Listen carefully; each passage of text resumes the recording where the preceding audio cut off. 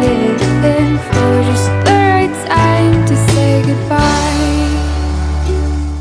4. How to plan and organize an effective vocal session. Singing is a highly physical activity and, like sports, has a fatigue factor. You must keep that in mind when recording your vocalist.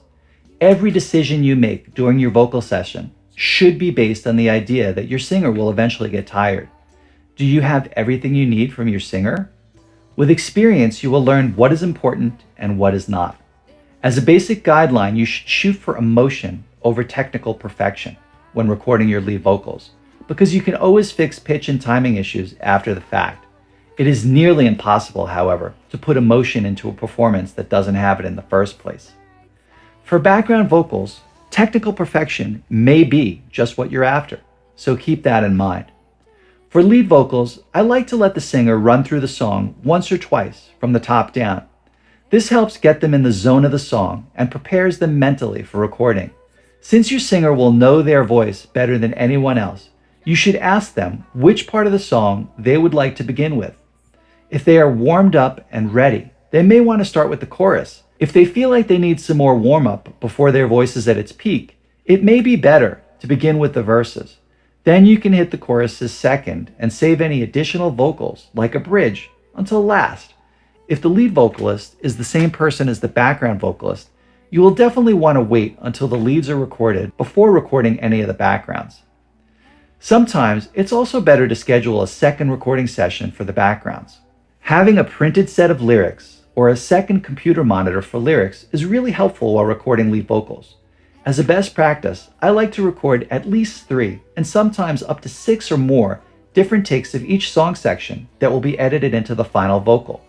The number of takes you choose to record should be weighed against how much of the song there is left to record before your singer will get tired. This can be difficult to assess, and you should ask your singer regularly how they are doing. Once you feel you have a great take for any given section, mark it down in the lyrics or choose it as your temporary comp.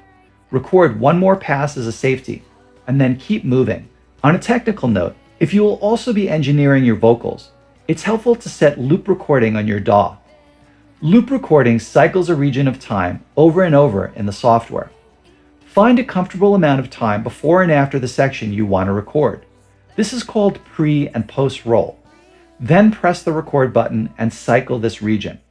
This is the fastest way to record multiple takes of a song section, and in DAWs like Logic Pro and Pro Tools, the software will automatically generate individual takes with each cycle pass.